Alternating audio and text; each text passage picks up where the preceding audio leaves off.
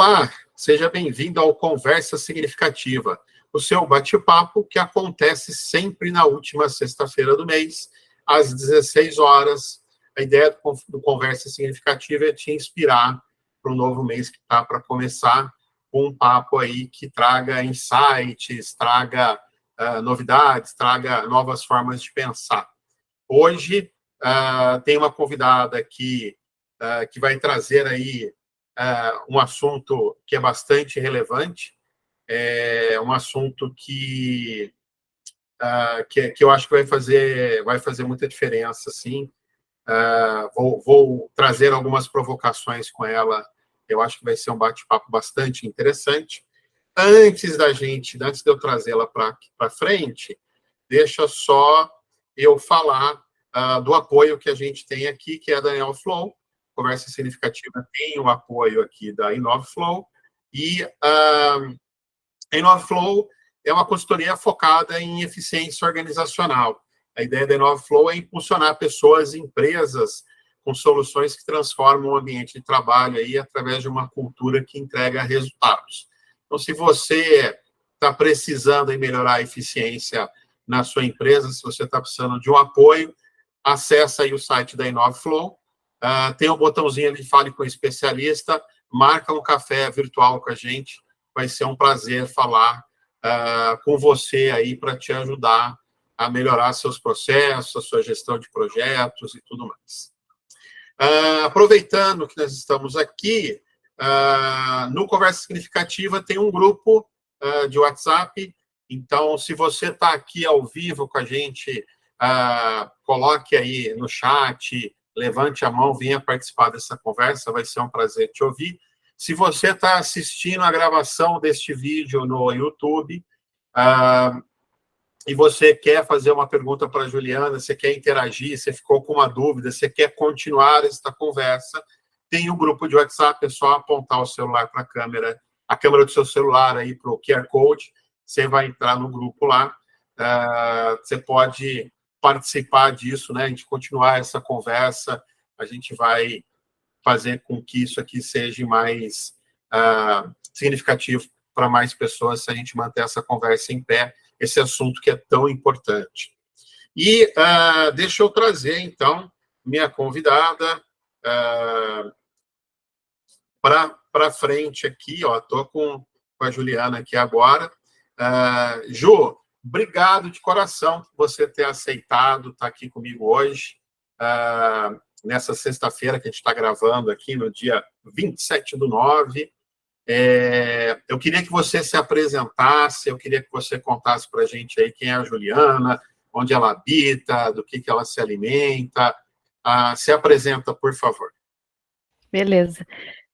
Primeiramente, né, Leandro, obrigada pelo convite, né, vai ser bem legal conseguir falar sobre esse tema mais uma vez, né, já que eu falei sobre esse tema na Agile Trends, né, desse ano, e tive alguns feedbacks bem legais, então vai ser bem bacana poder falar sobre isso de novo, né, mas para quem está me conhecendo agora, né, meu nome é Juliana,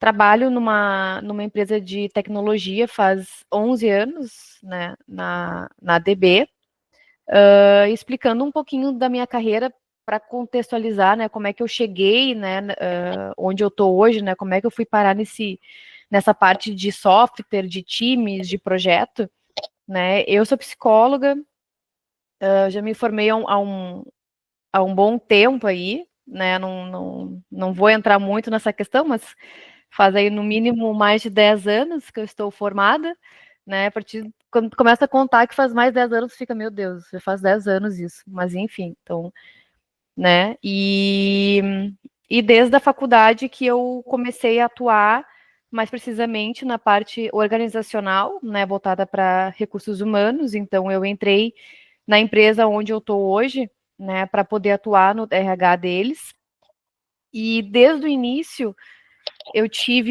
sempre senti um pouco de incômodo, assim, de não ter tanto contato com o dia a dia de projeto, né, já que o RH, ele muitas vezes, ele fica muito afastado da realidade de um projeto, né, do que é realmente, o que aquelas pessoas passam, o que é aquele time, né? Isso já me incomodava fazia algum tempo naquela época, assim, de não ter ideia do que era um projeto, né? Das prioridades, das demandas, das entregas. E acho que uns 2 anos depois, né, que eu estava já trabalhando no RH da DB, eu fui convidada para assumir a gestão de outsourcing, né, que aí, naquela época, a gente dizia que seria algo semelhante a uma mistura de comercial com gestão de pessoas, né, então toda a parte de relacionamento com o cliente, com os times, eu que fazia. Ali eu comecei a ter muito contato com o projeto, que era uma coisa que eu sentia falta, né? Eu comecei a entender como é que funcionava, a ter mais contato com as prioridades e com as urgências dos nossos clientes, mas mesmo assim, ainda para mim, era um pouco delicado eu conseguir encontrar onde que eu poderia atuar melhor, né? E não somente fazendo a parte de relacionamento, mas onde que eu poderia atuar melhor. E nesse mesmo tempo, digamos assim, teve uma explosão da parte de agilidade, né, em grande parte das empresas aqui do Brasil, né, de muitas pessoas começarem a atuar com isso mesmo, a estudarem sobre isso, a fazer eventos e a falar. E naquele momento eu não conseguia linkar muito bem a parte da agilidade com o que eu estava fazendo. Eu sempre pensei que fossem coisas completamente separadas, né. Isso também me deixou incomodada durante algum tempo, né? Eu não sou uma pessoa que costumo ficar realmente acomodada no que eu estou fazendo. Eu sempre fico perguntando e me fazendo perguntas do porquê que eu estou fazendo aquilo, como é que eu posso melhorar e onde é que se encaixa, onde é que se encaixariam as coisas que o mercado está pedindo, né? E mais ou menos há uns, talvez 4 anos atrás, agora, 4, 5 anos atrás, né, que eu comecei a trabalhar em um projeto que a estrutura da DB ela começou a mudar para a gente trabalhar com unidades de negócio, né? E a partir do momento que a gente começou a trabalhar como unidades de negócio, aquilo ali ficou mais claro para mim do quanto que eu teria que ter participação na estratégia do cliente, né, e não somente na gestão do outsourcing. Então eu comecei a me preocupar em como é que eu iria conseguir falar a mesma linguagem que eles. E nesse mesmo tempo, né, eu tive a sorte de começar a trabalhar com um ex-colega meu, que é o Quaraci, que está aqui hoje, que eu sempre digo que foi a pessoa que realmente deu uma divisão de águas na minha carreira, assim, que eu realmente comecei, tudo que eu estava me perguntando, tudo que eu estava indagando, eu não sabia muito bem como colocar isso em prática, ele me mostrou, ele falou, Ju, o que tu está falando, o que a gente tem que fazer aqui é Agile Business.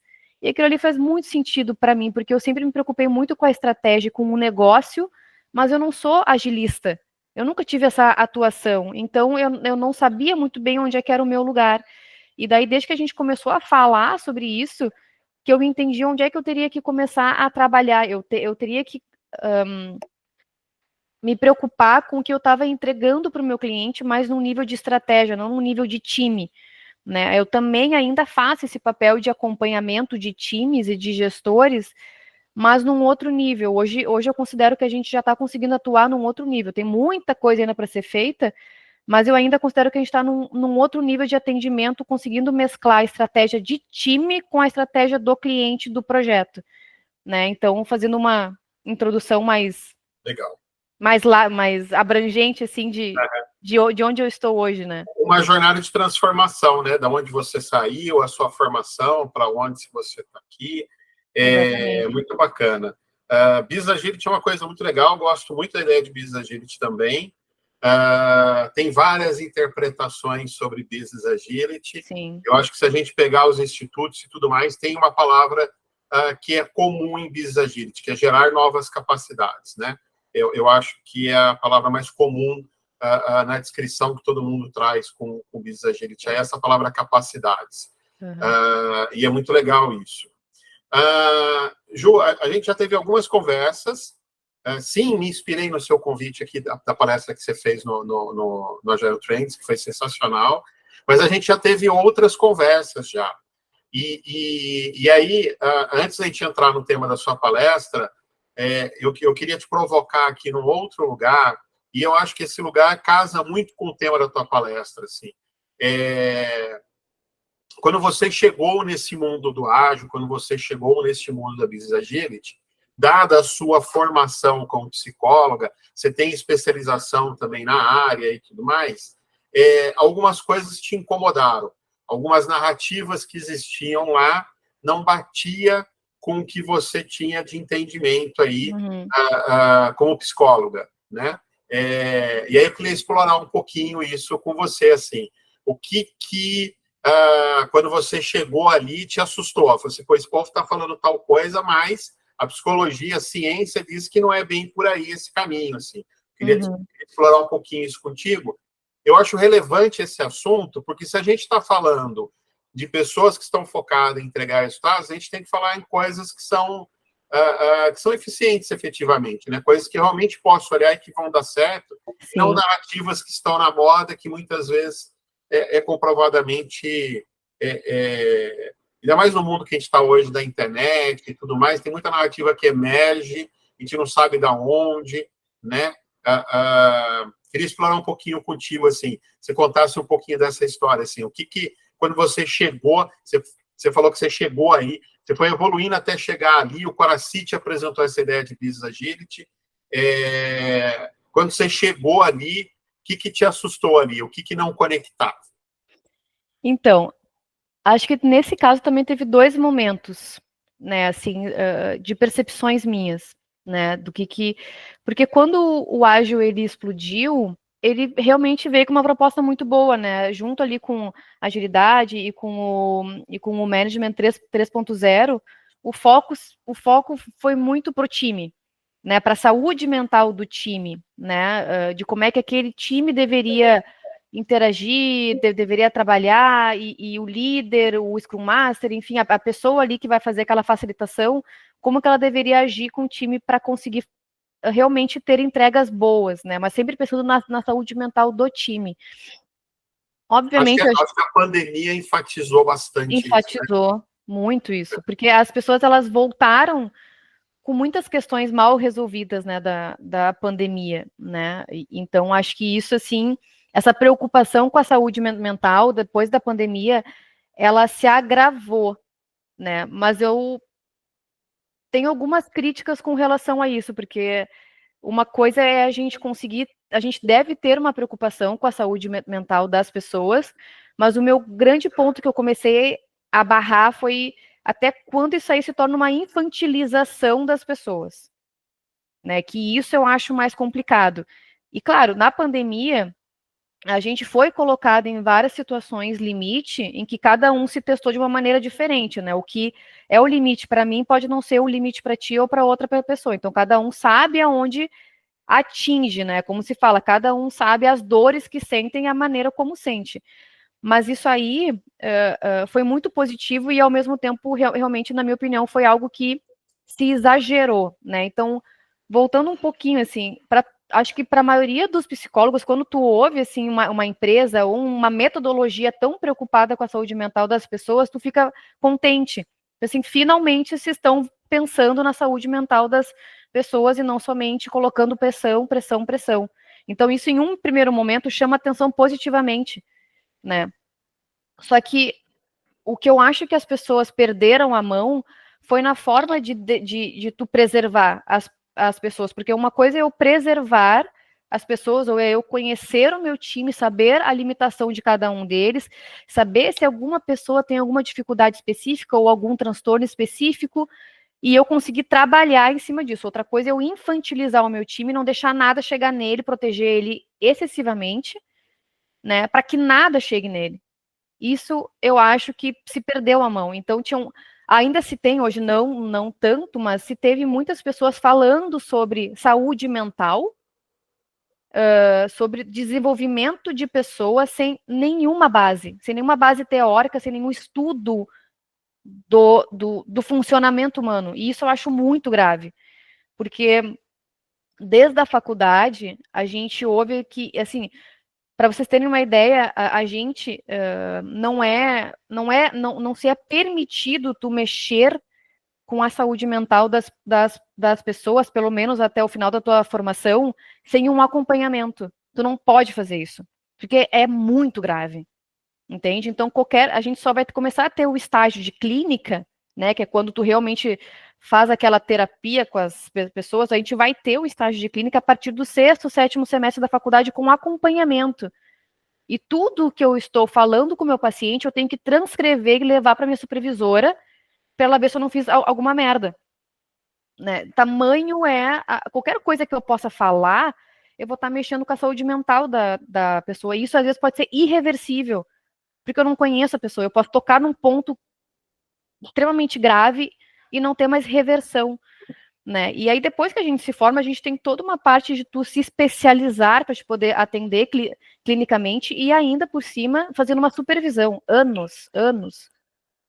E muitas pessoas começaram a falar sobre saúde mental e formas de terapia e formas de técnicas de como tu de desenvolver a pessoa e fazer uma one-on-one sem preparo algum. Isso aí me deixou muito preocupada. Pensei, cara, as pessoas estão mexendo, tudo bem.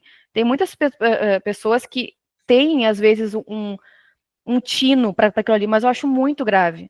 Eu acho muito grave começar a se mexer sem nenhum preparo, sem nenhuma preocupação. E aí o que eu acho que se gerou nesses últimos anos foi realmente uma infantilização. E aí as pessoas, elas começaram a levar para a dinâmica de time e foram colocando ali nas dinâmicas de agilidade, inclusive brincadeiras e formas de trabalho muito infantilizadas. Que tu para assim, tá, mas isso é um ambiente de trabalho, isso aqui não é uma creche, gente. Isso aqui não é um game. Só tem resultado. Então a conta vai vir um dia e veio, né? A conta veio. De layoff ali e tudo mais foi falta de resultado, né? Exatamente, porque a preocupação ela foi muito mais num sentido de como é que eu vou deixar meu time feliz, custe o que custar, do que eu realmente, assim, o meu time ele tá conseguindo entender o que está sendo feito aqui. Ele tem noção da pressão, ele tem noção das entregas, ele tem noção do impacto que vai ter se ele não entregar aquilo ali. Isso é um mundo corporativo, entende? E eu hoje tenho seguido algumas psicólogas também que estão indo para essa área, inclusive tem uma que eu admiro muito, que é a Juliana Randon, que ela tem uma consultoria até, que ela fala muito nisso, ela assim, ó, não é para infantilizar, a saúde mental não é para ser infantilizada, as pessoas elas têm que saber o que é um mundo corporativo, elas têm que saber o que é uma organização, o que é pressão, elas têm que saber o que é o impacto das entregas que elas estão fazendo. E elas, claro, para isso a pessoa também tem que ter noção, a empresa ela tem que proporcionar para a pessoa uma ideia do que está sendo feito, por que está sendo feito. Então também não adianta, né, eu não infantilizar o meu time, né, mas eu também não explicar para ele por que está sendo feito. Uhum. Às vezes, as pessoas que estão ali no dia a dia, e trazendo mais para o meu contexto, as pessoas que estão ali desenvolvendo, que estão ali criando um sistema, elas às vezes não têm realmente contato com a estratégia. Então, cabe a mim, cabe à pessoa que está ali facilitando, o gestor, o líder, né, o nome que se queira dar para essa posição, de clarificar o que está sendo feito, o que é estratégico, por que essas demandas elas têm que entrar neste momento e não em outro. Por que isso está sendo feito? Qual é o impacto que gera? Qual é o impacto que vai gerar se eu não colocar isso agora? Eu tenho que fazer esse papel de explicar para as pessoas também o sentido daquilo ali, porque hoje em dia a gente não está mais se satisfazendo com tu fazer trabalho sem entender o porquê, sem ter razão, sem haver valor naquilo. Então, isso é uma coisa que também... Isso tem muito a ver com as novas gerações, né? As novas gerações buscam muita ideia de propósito. E a ideia de propósito, muitas vezes, pode ser explicada de uma maneira simples, né? Olha, aqui a gente está tentando evitar churn, a gente está tentando evitar a perda de clientes.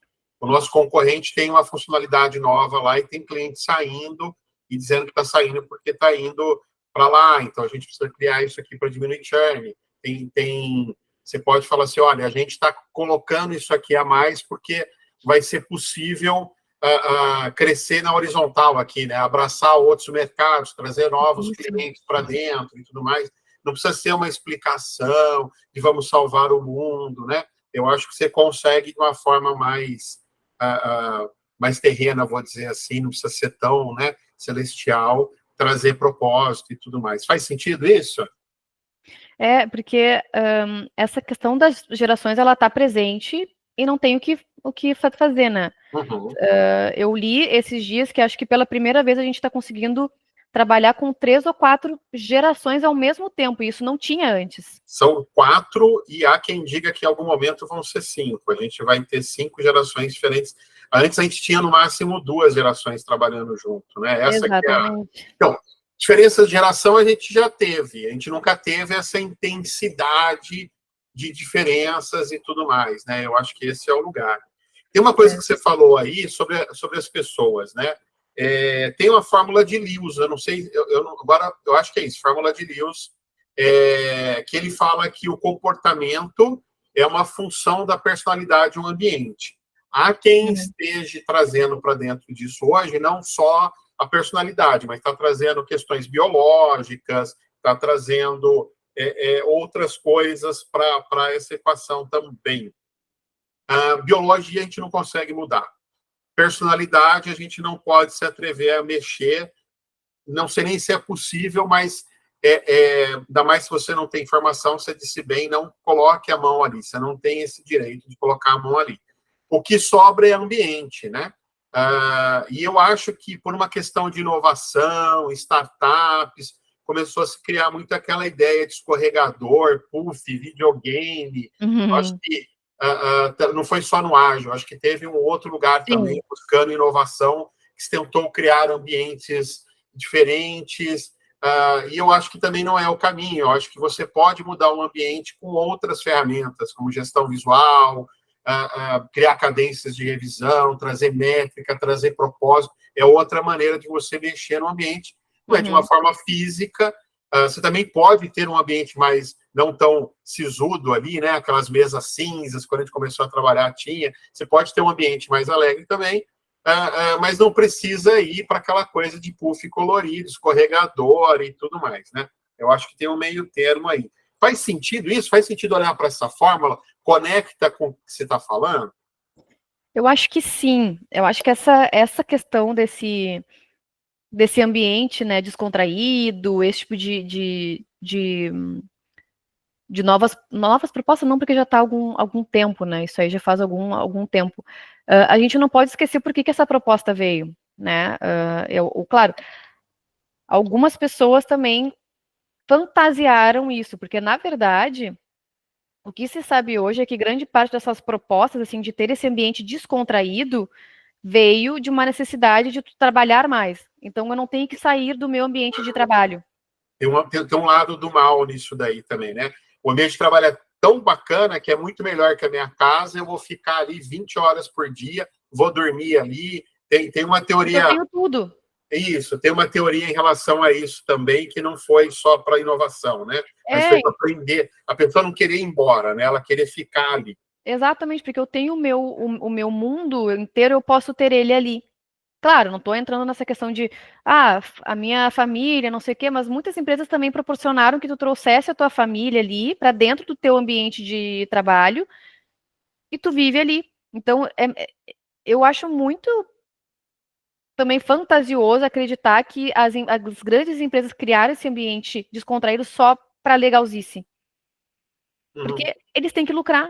Eles têm que lucrar. Então, quanto mais eu estiver na minha empresa e me sentir bem, tu junta as duas coisas e assim, ó, o resultado final ele é muito bom. Se eu conseguir juntar os dois, né? Se eu conseguir juntar a lucratividade com pessoas aqui dentro se sentindo bem e trabalhando mais, porque aí eu não tenho que sair de casa, eu não estou cansada, eu posso descansar ali no meu trabalho e voltar depois, né? E isso eu acho que tem vários pontos, assim, eu não sou completamente contra, mas eu acho que tudo tem limite. Eu acho que tudo tem uma... ficando todo dia 12, 15 horas ali dentro do ambiente de trabalho, tem alguma coisa que está errada, né? Eu acho também que essa questão de eu, às vezes, confundir o ambiente de trabalho com o ambiente de descontração, às vezes, já tem algumas pesquisas que estão vindo que isso aí pode fazer mais mal do que bem, porque eu não diferencio onde eu trabalho e onde eu relaxo. Que é mais ou menos o que a gente vive, às vezes, no home office, né? Isso, eu ia falar, a pandemia foi muito esse lugar, né? Você morava, você trabalhava, você estava tudo ali num ambiente ali pequeno, né? Por maior que fosse a sua Exato. casa, é um ambiente que não é o mundo, né? É um ambiente fechado ali, né? E isso eu acho que, por exemplo, eu não sei dizer, assim, as pessoas que eu tenho conversado têm sentido a mesma coisa que eu. Tu não tem mais aquele sentimento de chegar em casa, Uhum, tirar o tênis, o sapato, colocar uma pantufa, um pijama e ficar, minha casa. Porque eu, pelo menos que estou no home office desde a pandemia, aqui eu vivo, aqui eu trabalho, aqui eu faço tudo. Então, uhum, esse momento de relaxamento, às vezes, eu não tenho mais. Eu não tenho mais esse ambiente em que eu me sinta desconectada com o meu trabalho, porque é muito fácil eu me conectar aqui e eu começar a trabalhar. E às vezes eu viro o dia fazendo isso. Eu saio, volto, trabalho, saio, volto, trabalho, saio, volto, trabalho. E isso é uma proposta muito parecida com o que se tinha nesses ambientes descontraídos. Aí eles foram colocando puffs e mesas e TV e videogame e não sei o quê. O complicado é quando eu acho que as pessoas elas criam uma dependência a isso. Eu preciso disso, eu preciso desse ambiente para eu conseguir ter um ambiente de trabalho legal. Se eu não tiver isso aí, não vai ser bom. Porque nem sempre isso vai ser possível. Aí as pessoas elas acabam se acostumando com uma situação que ela não é, que talvez ela não vá se perdurar durante muito tempo, que não vai ser sempre assim, né? E vão ter momentos de pressão, e hoje em dia as pessoas elas estão acabando fugindo dessa pressão. E isso eu acho o complicado, entende? Cara, nem sempre tu vai conseguir parar, jogar teu videogame, ou parar ali no puff, ou tu conversar, ou às vezes vão ser semanas passando por uma pressão, e isso faz parte da vida adulta, né? uhum. Tu ter momentos que nem sempre vão ser tão bacanas quanto às vezes tu pode viver. A coisa da felicidade, né, que se fala muito hoje também, eu acho complicado, porque você não pode estar 100% feliz o tempo inteiro, né? Porque senão aquilo vira um estado. A felicidade são momentos, né? Não estou dizendo que você tem o oposto disso é tristeza, mas tem um momento de Uhum. normalidade, aí tem picos de felicidade, vai ter momentos de tristeza, faz parte do ser humano, né? Essa diferença de sentimentos e coisa e tal, essa busca eterna pela felicidade, Sim. pelo conforto e tudo mais, realmente é complicado. Eu queria trazer isso com esse viés seu, de psicólogo e tudo mais, foi muito legal, adorei. Acho que se conecta muito com o próximo assunto que a gente vai falar, que é o tema principal aqui, que foi a base ali da apresentação que você fez na Agile Trends, foi fantástica, realmente foi muito falado, muito elogiado, e aí eu queria entrar um pouco nisso, assim. Eu preciso ter pessoas, eu acho que eficiência organizacional, eu acho que resultado é uma somatória de coisas, não é uma coisa aqui ou outra ali que vai fazer você chegar lá. Se você está trabalhando num mercado que está desabando, está desaparecendo, vou exagerar aqui, né? Se você vende fita cassete, esse teu mercado, por melhor que você tenha, melhor que sejam as pessoas ali, por melhor que seja o teu processo, é um mercado que está desaparecendo. Então, se já não desapareceu nesse meu exemplo aqui. A gente tem que estar no mercado que é bacana, tem que ter pessoas, tem que ter processos, é uma somatória de fatores que vai nos ajudar a chegar lá. Olhando para pessoas, olhando para a sua apresentação, queria que você falasse um pouquinho sobre isso. Como é que a gente cria pessoas aí que são focadas em resultados? Como é que a gente potencializa as pessoas para que elas consigam ajudar que exista um ganho para todos os envolvidos ali, né? Uhum. Eu acho que no meu papel, assim, pelo menos, o que eu sempre trago para reflexão é o líder que está naquele projeto, muitas vezes é ele conseguir pensar sobre isso, né? O líder ele tem que ter ideia do que ele está passando para aquelas pessoas, como é que está sendo as entregas ali, como é que ele está deixando claro para aquelas pessoas o porquê das coisas, né? Isso pode parecer algo muito subjetivo e muito abrangente, mas faz muita diferença, né? Eu converso com várias pessoas de outros times às vezes e eu pergunto, mas por que tu está fazendo isso? A pessoa não sabe dizer. Eu fico, tá, mas tu está nessa tarefa hoje, que é uma, sei lá, uma construção de uma tela para cadastro de usuários. Teve uma vez que eu perguntei para uma pessoa, eu falei, tá, mas quem é o cliente? E a pessoa não sabia me dizer o cliente, o nome do cliente. Eu fiquei pensando assim, o que tu está fazendo? Só que isso, eu às vezes acho que eu não é que eu não quero falar culpados, mas eu quero ver onde é que estão os gaps, onde é que estão as falhas, por que que a liderança não deixou isso claro, quem é aquele cliente? O que é a estratégia daquele cliente? E isso, muitas vezes, de novo, as pessoas que estão no dia a dia, elas às vezes não vão conseguir ter essa visão. Isso cabe à gestão do gestor, né? A mim que estou ali para fazer esse papel de apoio, muitas vezes, de conseguir estudar o cliente e chegar e dizer, olha, gente, esse cliente aqui que vocês estão atendendo, ele é líder no segmento X. Ele está faturando tantos por ano. Alguém sabe me dizer que onde é que é a entrega que vocês estão fazendo pega essa parte aqui de estratégia deles? E é muito difícil tu saber alguém falar assim, não, eu sei. Eles estão preocupados com o quê? Eu tenho uma sprint, eu tenho que entregar em 15 dias aquilo ali. E muitas vezes nem o gestor ele está preocupado com isso, entendeu? Ele também tem que entregar, ele também está sendo cobrado do próprio cliente para entregar aquilo ali. E muitas vezes tu pergunta pro agilista, pro PO, pro PPM, enfim, tu pergunta, mas qual é o impacto disso aqui? Ah, não sei. Por que tu tá fazendo isso aqui primeiro e não isso aqui? Porque o cliente pediu. Por que ele pediu? E as pessoas não sabem falar.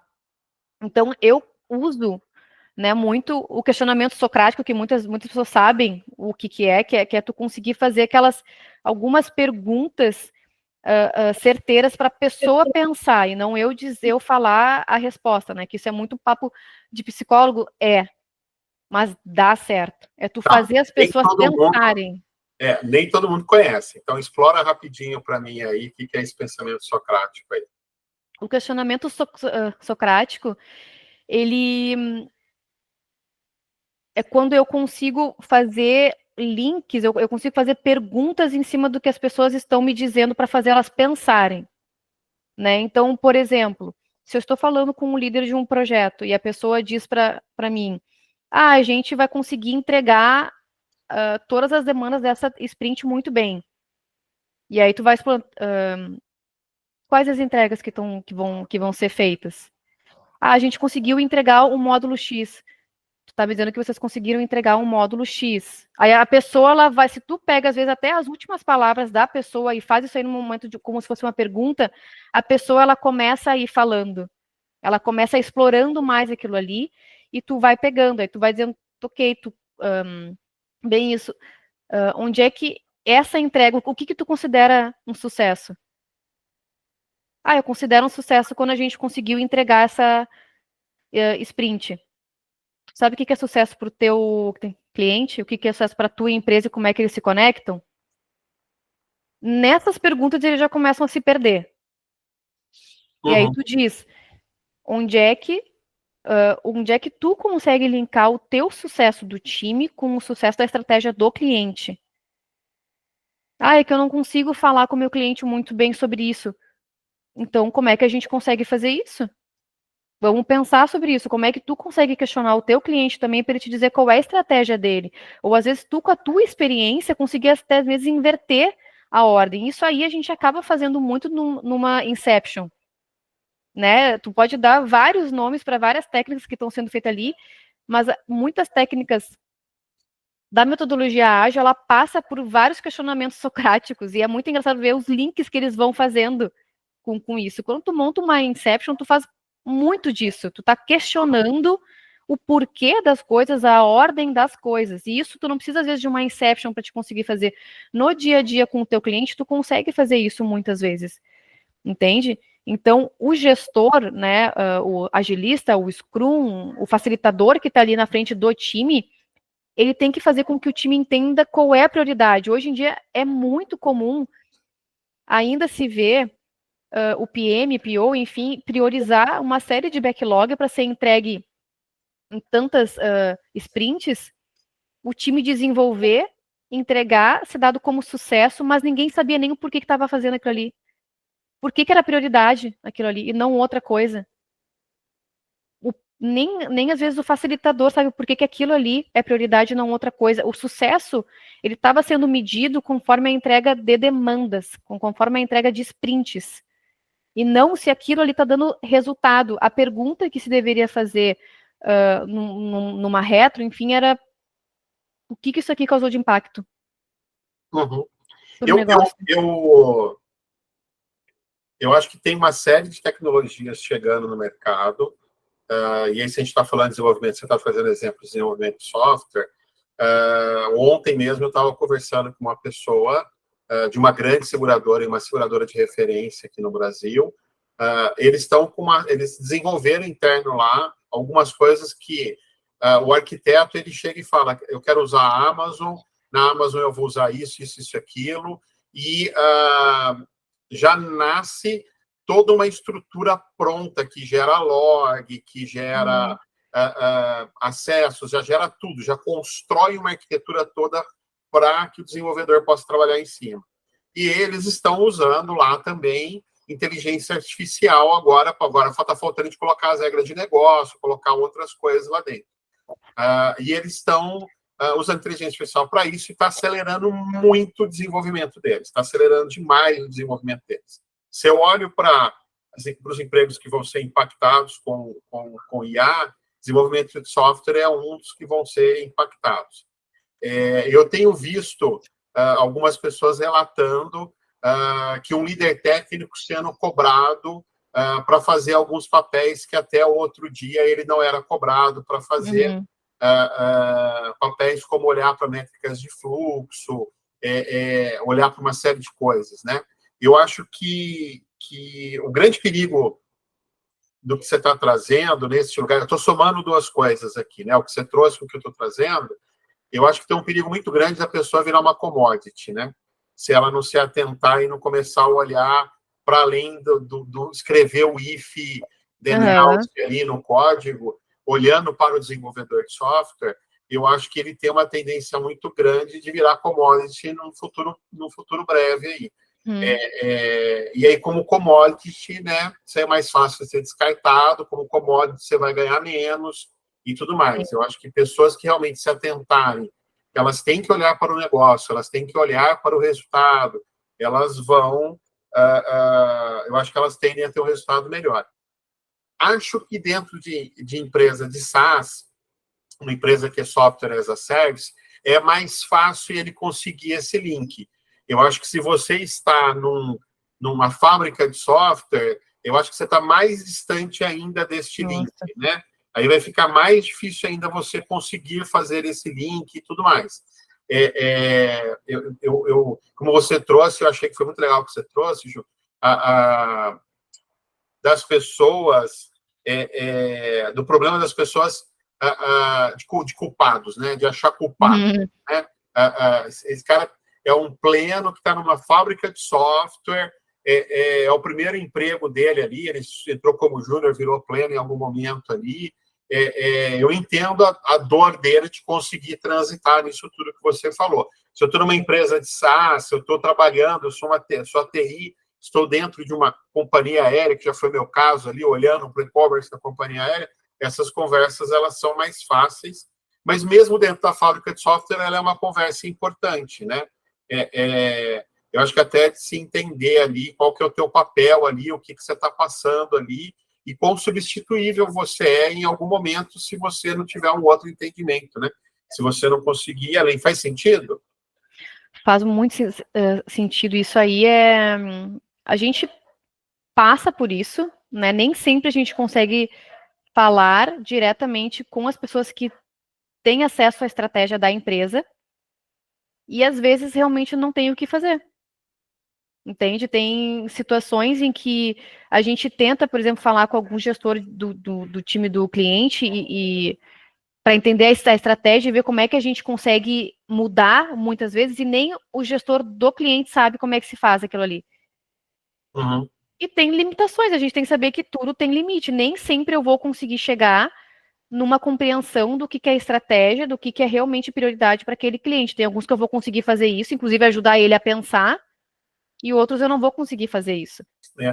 Ou eu vou ter que ter uma outra estratégia, porque hoje, e isso é uma coisa que eu estou mudando no meu papel hoje, é com quem que eu tenho que falar sobre estratégia.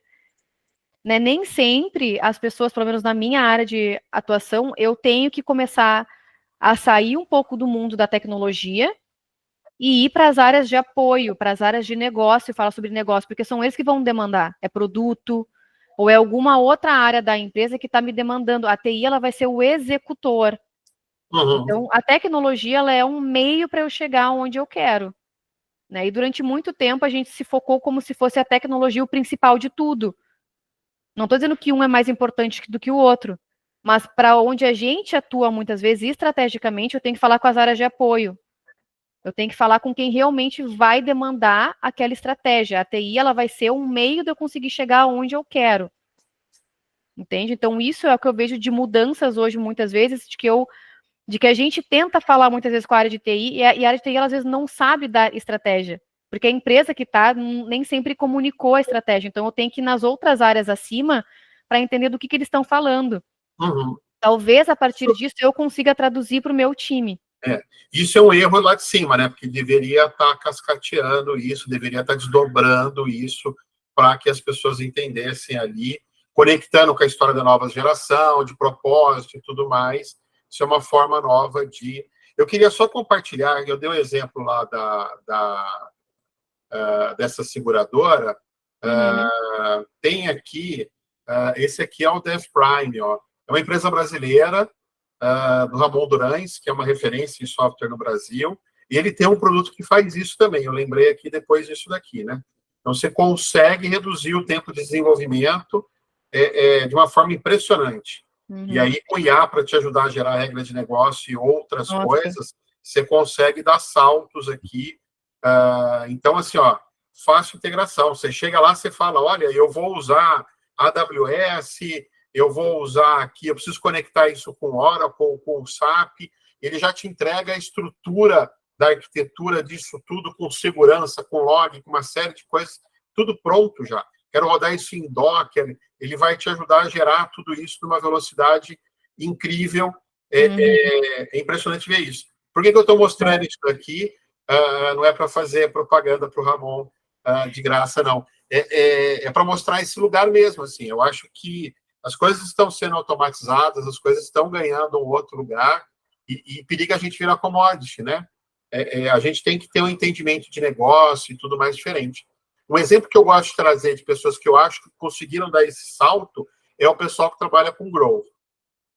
Aquele pessoal de marketing que está ali focado em growth. Eu acho que eles entenderam muito do que a gente fala, assim.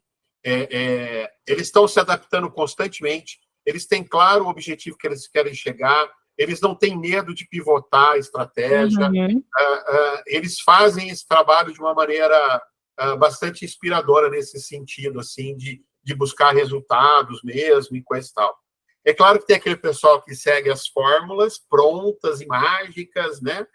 Mas tem um pessoal que realmente trabalha com growth, que é bacana. Eles olham para a estatística, cara, essa imagem com aquela copy funcionou, não funcionou nesse canal, estava funcionando, parou de funcionar, vamos mudar a estratégia, vamos fazer isso, vamos fazer aquilo, não sei o quê. Eles fazem isso de uma maneira que é inspiradora. Eu acho que é um pessoal que entendeu o jogo novo que precisa ser jogado. Assim, isso é uma das coisas que eu acho que a gente tem que se atentar, porque realmente está conectado à estratégia e as pessoas elas estão testando para ver o que vai dar certo, o que não está dando certo, tu descarta. Do que tu ficar, às vezes, anos com um produto ou com uma estratégia que não faz sentido algum. Então, tu testa muito isso. O que realmente vai escalonar, o que faz sentido. E hoje, pelo menos nos times em que eu trabalho e outros times que eu acompanho, é capaz de eu... Isso que eu digo, assim, é capaz de eu perguntar pro time de software, tipo assim, tu sabe qual é a jornada do teu cliente? Não sabe nem o que... O PO, o APM, o GPM não sabe, né? Não sabe o que é a jornada do cliente dele. Isso, para mim, são erros graves que eu acho que o time também tem que ter acesso a isso, entendeu? Quem é o teu cliente? Como é que tu monta uma persona ali? Quem é a persona cliente que tu está fazendo? Quais são as dores? Quais são os ganhos? Porque isso tudo... Nós não estamos falando que a culpa é do time, né? Isso é uma culpa que é cascateada de cima para baixo ali, que não Exatamente, é porque a preocupação, o sucesso, estava se medindo o sucesso, por isso que deu tanto problema, o sucesso estava sendo medido conforme a minha entrega de sprint. Eu entreguei tudo, eu tive um sucesso. Mas o que é sucesso? Aí tu pergunta o que é sucesso para o teu cliente. E você sabe que nesse lugar de acelera a eficiência, acelera a eficiência, acelera a eficiência, eficiência para mim é fazer as coisas do jeito certo, né? Mas quando você transforma eficiência em sinônimo só de velocidade, você começa a perder qualidade, você começa a perder uma série de outras coisas, isso leva para um buraco só. Ju, quando a gente se conheceu num grupo de estudo lá da IBO Academy, né?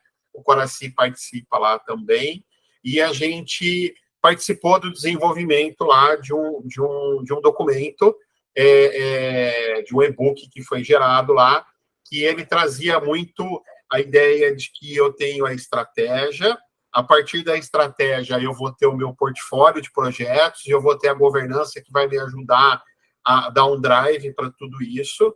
Aí, aqui no meio, eu vou ter ali a ideia do change the business e do run the business, né? Ou seja, eu tenho o meu dia a dia, minha operação que eu tenho que tocar, eu tenho que fazer as coisas acontecer.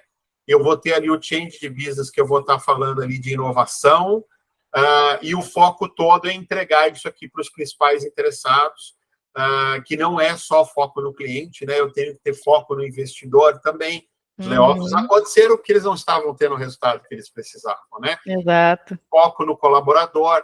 Você mesmo trouxe ali a questão hoje da saúde mental das pessoas, né, que está comprometida. Eu tenho que olhar para a sociedade que está ao redor, eu tenho que olhar para o meio ambiente, tenho que olhar para uma série de coisas. ESG fala muito desta última parte aqui, né, no que diz respeito aí o foco em todos os stakeholders que estão envolvidos.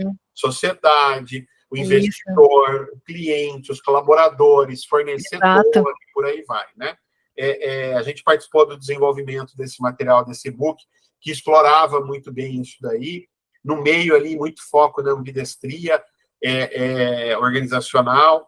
Então, a gente tem, de novo, focando esse run the business, que é essa coisa onde eu tenho que tocar a operação para ali pagar minhas contas, né? A conta de água e de luz da empresa também precisa ser paga ali, não é só a nossa, né? O nosso salário e tudo mais ali. E você tem a ideia da inovação ali em torno disso tudo, assim. Participar do desenvolvimento desse material, desse horário, foi muito legal. Na sua apresentação lá no Agile Trend, você trazia um pouco esse desenho ali, você trazia um pouco essa figura. Queria que você explorasse um pouquinho nesse contexto aí para mim. Esse desenho, né, que a gente estudou ali tudo, ele faz muito sentido para o nosso dia a dia justamente por causa disso. Para a gente se atentar sempre, pelo menos o que a gente tenta fazer é se atentar ao portfólio, né, de produtos ou serviços que eu tenho ali, e sempre com o olhar para todas as partes envolvidas. Né? Eu acho que cada vez que a gente pensa num produto ou em como a gente vai atender um cliente, tu ter noção de como eu vou impactar todas as partes que estão ali no meio, que é o que tu falou. Eu não posso só pensar na minha empresa. Então, eu, por exemplo, que trabalho em uma consultoria, se eu posso atender um cliente com foco somente no que é sucesso para a DB, no que vai ter de ganho para eles. Mas o que isso significa, talvez, para os investidores do meu cliente lá na ponta, para os usuários lá na ponta. Então, quando eu estou atendendo um cliente, eu tenho que pensar em todas as partes que estão envolvidas e o que é sucesso para cada uma delas. Porque eu vou ter que ter conversas com o meu cliente sobre isso também. Se ele não fez esse exercício, eu tenho que conseguir fazer com ele também. Nem sempre é possível, que foi o que eu trouxe. Nem sempre o cliente ele sabe falar sobre isso. Às vezes, quem vai conseguir falar sobre isso contigo é a diretoria que está num outro nível, tu vai ter que ir atrás dela, isso é uma outra coisa, né? Nem sempre o gestor médio que tu vai ter acesso ali, ele vai estar falando contigo sobre isso, né? Mas eu acho importante a gente ter aquele desenho em foco, porque eu tenho que pensar no que é o run the business, que eu tenho que tocar o meu dia a dia, que são geralmente os produtos ou serviços que eu já tenho, eu tenho que garantir o sucesso deles, com que eles se mantenham, porque é aquilo ali que vai fazer com a minha empresa ande, que ela se mantenha. E o change the business é o que eu vou fazer de diferente. Isso eu consigo fazer num mesmo cenário com o mesmo cliente várias vezes o exercício. Estou tocando meu time ali que está entregando um projeto, mas eu preciso pensar no que é estratégico depois ali para eu mudar aquilo ali, para eu inovar em cima daquilo ali. O que eu vou fazer de diferente com base no que eu já tenho hoje. né? Hoje em dia também se fala muito inovação, inovação, inovação, a gente tem que ser disruptivo. Mas o que é disruptivo? E a sensação que me dá, às vezes, é que o run the business parece que desapareceu, né? Parece que ele Mas está ele é resolvido. importantíssimo. Né? Ele que paga a conta, né? Ele que paga a conta, entende? Ele que paga a conta. É claro que eu posso desenvolver. Ele que paga a conta para a gente manter as portas abertas, é ele que paga a conta do change the business, né?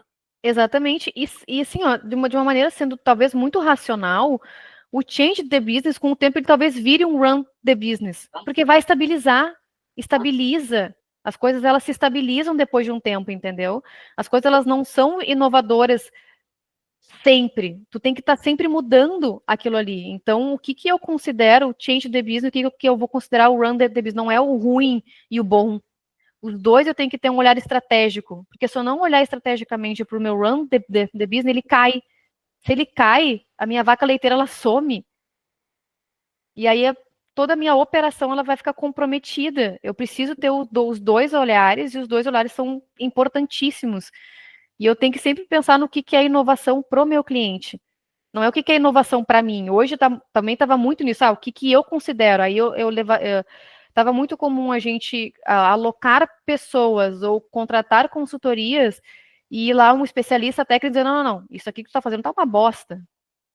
Tu tem que usar tecnologia X, Y, Z, senão não vai ser bom isso aqui, tá? Mas quem falou? Que a gente perguntava? O que é inovação para o teu cliente? Não sei, mas o que estão se usando hoje no mercado é tal coisa. E por que tu tem que usar o que tá no mercado? Você está falando de moda e não de resultado, né? E não de resultado, entende? Porque as pessoas, elas associaram essa questão do run the business com algo ruim, com algo que ninguém quer, e o change the business como algo inovador, algo, né, assim, que encanta.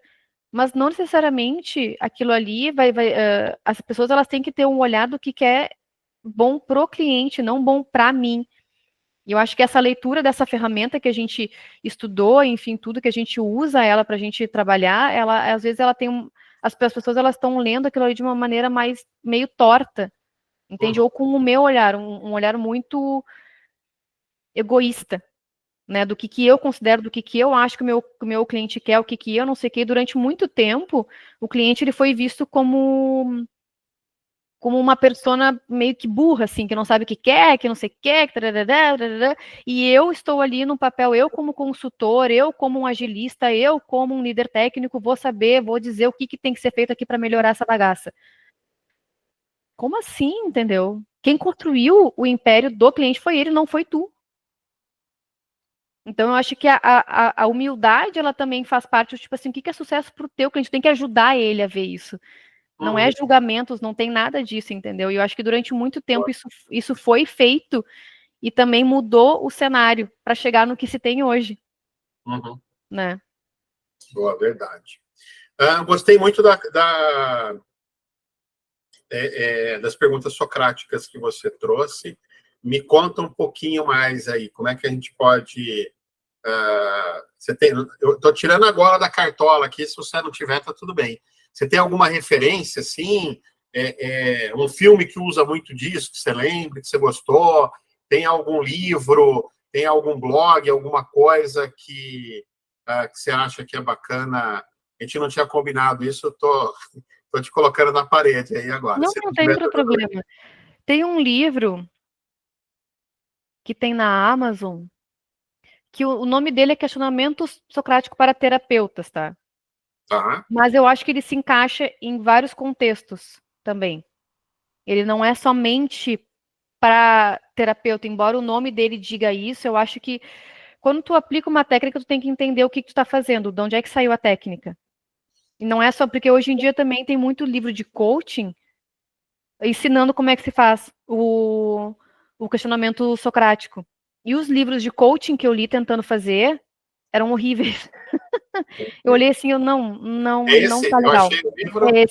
É esse aí. Aprenda a pensar e intervir com uma terapia cognitiva comportamental. Aqui está falando de terapeuta, né? Mas, assim, eu que não sou terapeuta, tem aprendizado aqui. Mas aí é que tá.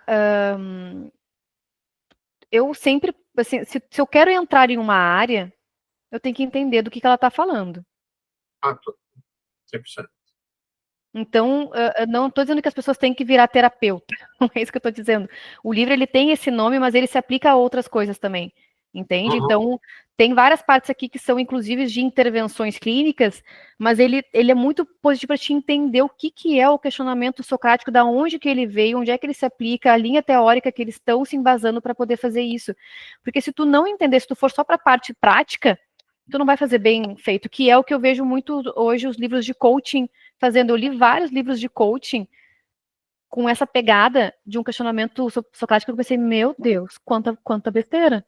Pensei, não, tu tá fazendo o troço errado, tá fazendo perguntas vazias, perguntas que estão dentro de como se fosse um manual, e isso não existe. Quando a gente fala de pessoas, não existe um manual. Não é 2 mais 2 é 4. Então, para eu conseguir Porque o fazer... ser humano é um bicho, clichê, mas é um bicho complexo, né? Não é... Exatamente. Então, eu tenho que entender qual foi o racional que veio isso, entendeu? E esse livro, ele traz isso, qual foi o racional deste método de trabalho. Porque o questionamento socrático, ele veio há muitos anos, isso foi colocado na clínica e hoje se usa muito no ramo corporativo, mas sem um entendimento do porquê que eu estou fazendo aquilo ali. Porque se eu entendo da onde que veio, como é que eles pensaram, eu consigo elaborar as minhas perguntas com base na conversa que eu vou ter com a pessoa e não seguir um manual. Eu li um livro, que eu nem vou falar o nome dele também, que é para não expor, mas que o cara fazia um manual, siga esses passos aqui. Eu fiquei... Então, mas não é, a culpa outro dia eu vi uma piada, e eu só vou a piada aqui. Livro de autoajuda ajuda muito o autor, né? É autoajuda para o autor, assim, porque ele ganha um dinheiro. E eu acho que isso tem a ver muito com a busca das pessoas por fórmula pronta, fórmula fácil, né? Eu acho que as pessoas têm um viés acho que existe uma busca por uma... Cara, o que eu faço em 5 passos que vai resolver o meu problema? Acho que existe uma... Eu não sei se porque o mundo está acelerado ou se a humanidade sempre foi assim, mas eu acho que existe uma busca por uma solução rápida, e aí a gente perde um pouco de profundidade nesse lugar, não é? E aí por isso esses livros vendem tanto, e se vendem tanto, vai atrair mais gente querendo escrever um caminho e tudo mais, assim. E eventualmente algum autor ali até acredita realmente naquilo, mas eu acho que tem um pouco essa coisa, não tem? A gente não tem essa... É do ser humano isso, sim, eu acho, talvez, de buscar uma resposta fácil, assim, e aí a gente cai nesse problema. É que hoje em dia, se a gente for pensar, o chat GPT, ele é isso, né? Ele é uma resposta fácil. A gente, claro, eu não tô dizendo que eu não uso, eu adoro usar. Adoro usar porque ele me ajuda a pensar. É. Mas é muito fácil tu parar de pensar. É muito fácil tu parar de pensar, porque tu faz tudo ali, entendeu?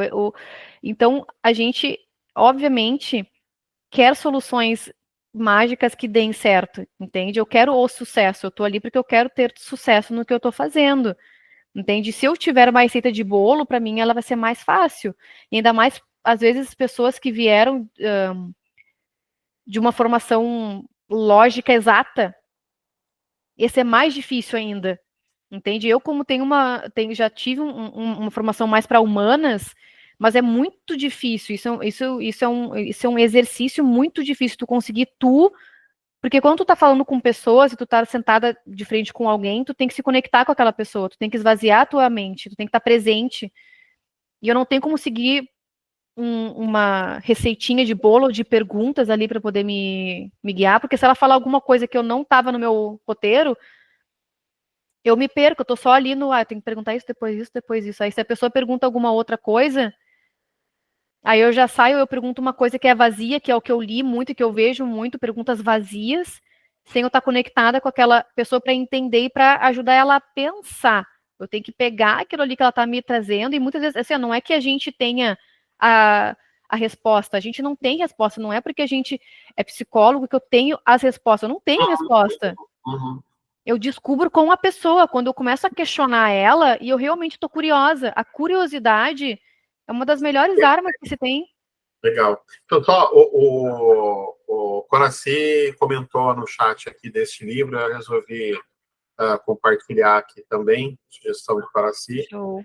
Uma outra uma outra referência. Nossa, Mas eu concordo contigo, assim, é sobre a visão dela. Tem um processo que eu uso, que é o processo de sense making, né? Sim. Que é o processo que tem a ver lá com o Kinev, tem a ver com Eu achei aquela muito outra legal jornada. isso aí, quando tu fez também, o Agile Trends. E também foi um workshop que eu fiz lá e a gente fez uma jornada de sense making. Muito legal. E é muito legal o sense making, que conecta com isso, né? Isso. Sense making é como é que um grupo de pessoas ali entende a realidade, percebe a realidade, para que a partir daquelas narrativas você consiga tratar aquilo e tudo mais, assim. Não é sobre uma resposta simples e direta a respeito de alguma coisa, né? Então, acho que conectou aí esses dois lugares.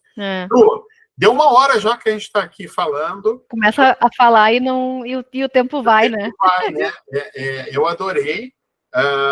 Eu queria que você trouxesse aqui uma frase, queria que você trouxesse aqui alguma coisa para a gente fechar aqui, uma frase que você acha que desse tudo que a gente conversou aqui que é relevante para a gente poder fechar esse papo aqui.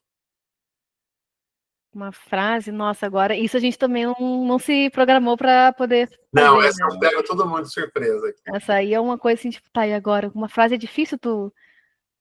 Né, não é uma frase linda de alguém, não, mas assim... Não, eu nem tenho isso, eu nem tenho isso.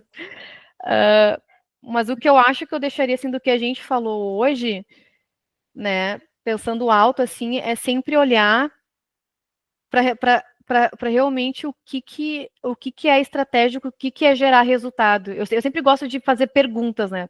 Até pela minha formação. Então, eu nunca trago resposta assim, é isso. Eu digo assim, eu sempre me pergunto também muito, né? O que eu tô fazendo? O que eu tô fazendo? Para onde que eu tô indo? Não sei o quê. Tararara. Então, é tipo, eu conheço realmente o meu cliente, o que eu estou fazendo enquanto profissional está de acordo com o que a minha carreira o que eu idealizei para minha carreira, o que eu quero ir de acordo com o que eu estou fazendo no dia a dia, com os meus clientes, eu estou conseguindo atender eles, eu estou conseguindo entender a estratégia ou a pensar junto com eles. Isso não é uma frase, né, Leandro? Mas eu consigo porque eu sou uma pessoa extremamente questionadora, né?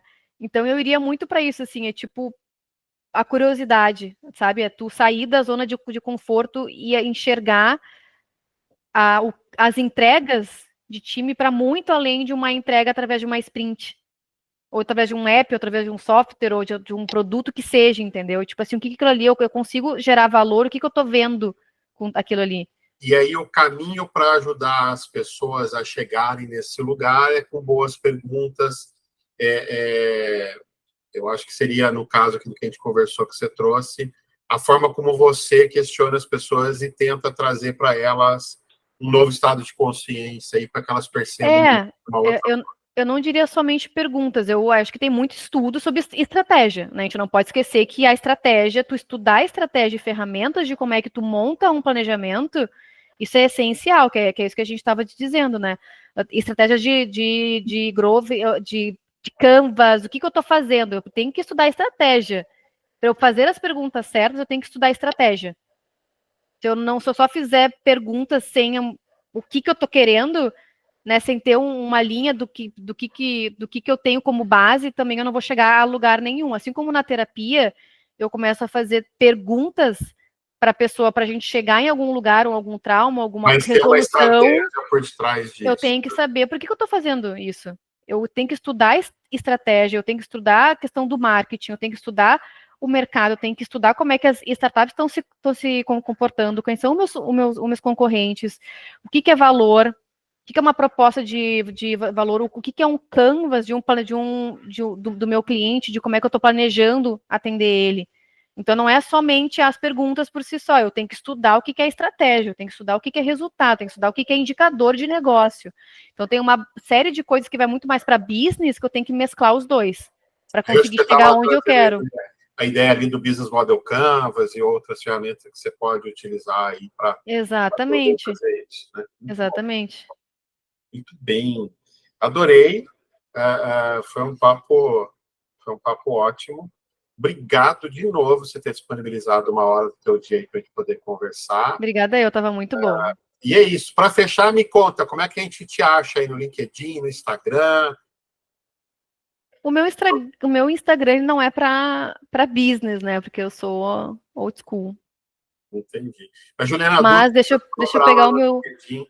o meu LinkedIn aqui, ele tá como Juliana Dutra.